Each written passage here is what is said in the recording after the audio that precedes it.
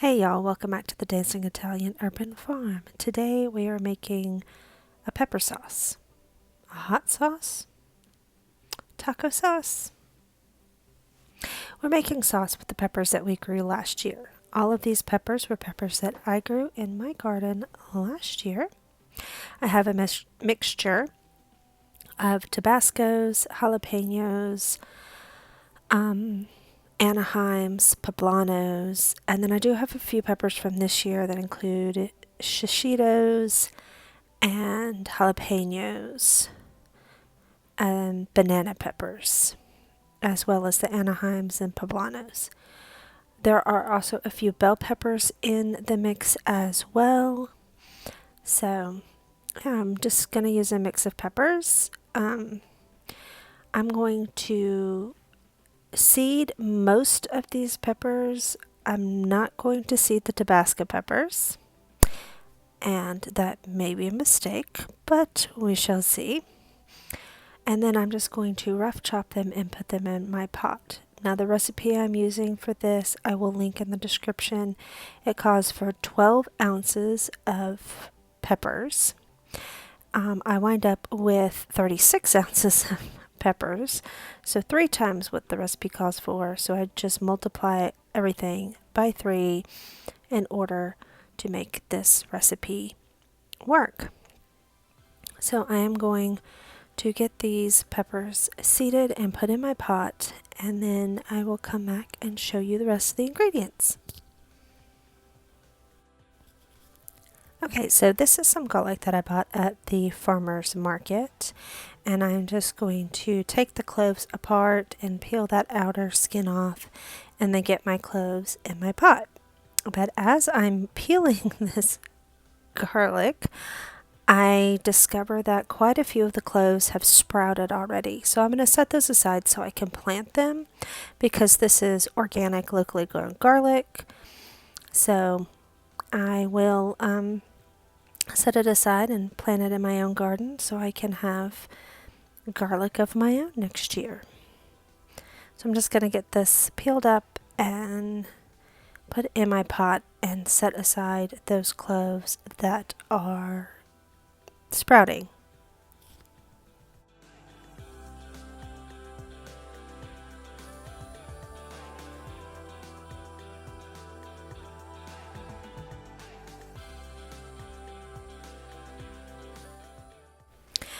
Okay, so now I'm going to add the vinegar that the recipe calls for. Now it calls for 2 cups of vinegar for 12 ounces of hot peppers. Remember, I have 36 ounces of peppers, so I'm going to add 6 cups of vinegar to my pot. Now, I do make a boo-boo because I go ahead and add my salt to the pot, and you're not supposed to add that until after you cook it. But, oops, oh well, can't go back and redo it now, so we're just going to roll with it.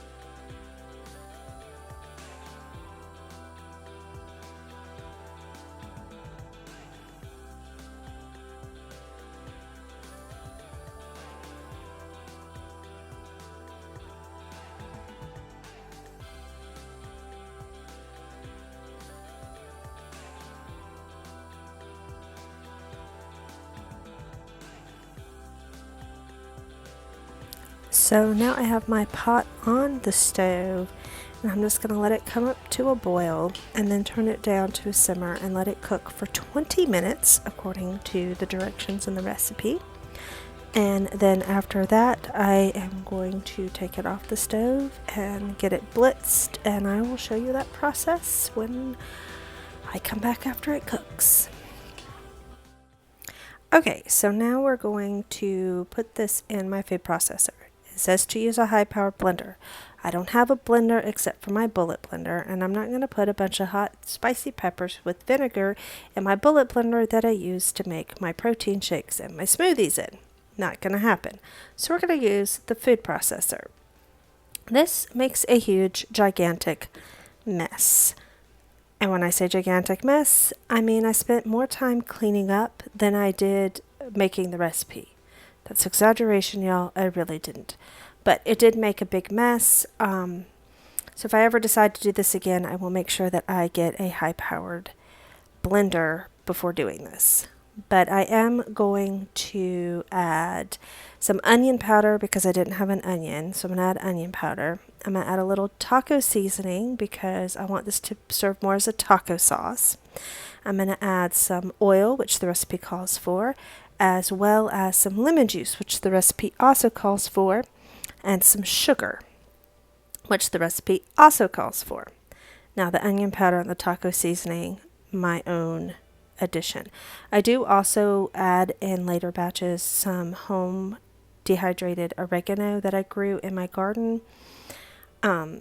So I did that. I don't think I caught that on film though, but I did add that. Once I get this all blitzed up, I am going to strain it. And that was a pain and messy as well.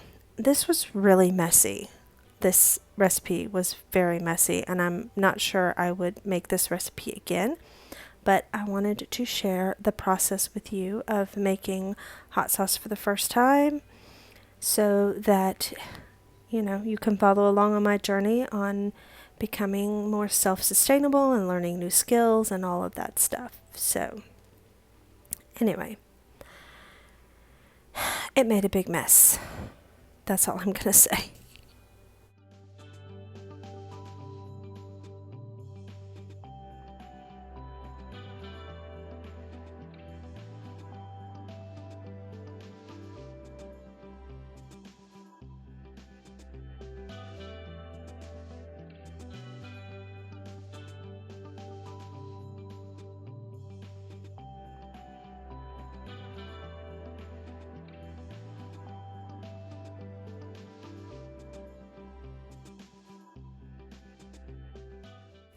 Now, I don't know why I thought it was a good idea to strain this into a 4-cup measuring cup, but for some reason I did. I mean, there's 6 cups of liquid in there, along with 36 ounces of bell peppers. What?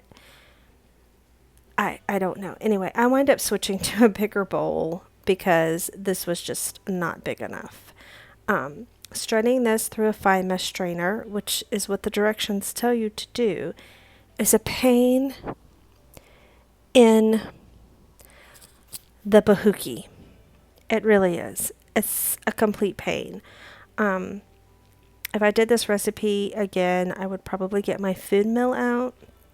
And the only reason I didn't is because I was tired of having to get more dishes out for this recipe and just having to wash more and more dishes because of this recipe. So I just suffered with the fine mesh strainer. Okay, and once I got everything blitzed up and strained out, I brought it over to my jars that I had in my boiling water bath canner, and I filled the jars as per the instructions to 1/2-inch headspace. Knowing what I know now, I would probably adjust that headspace a little bit or just use a completely different recipe because you'll see, I have 2 jars that siphon pretty bad on me and I'm not sure they're going to seal. But anyway, I fill my jars, I wipe my rims, I put my lids and my rings on, and I get them in my water bath canner.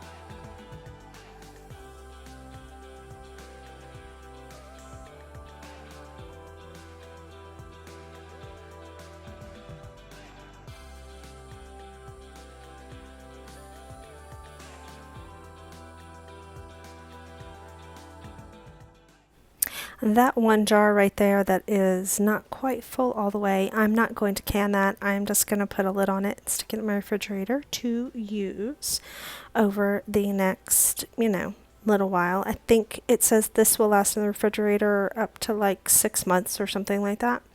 But anyway, I will use this over the next several months as my hot sauce or taco sauce, and yeah, go from there. And now I'm going to put my lid on, bring this up to a boil, and then process for 20 minutes once it's up to a boil. Then you let it sit for 5 minutes before you pull the jars out of the canner, which is what I'm doing here. And you'll see in just a second, the first one I pull out starts to siphon, and it siphons pretty badly. But I did get all 3 jars out. 2 of them siphoned, 1 of them did not. So I'm just going to wait and see what happens.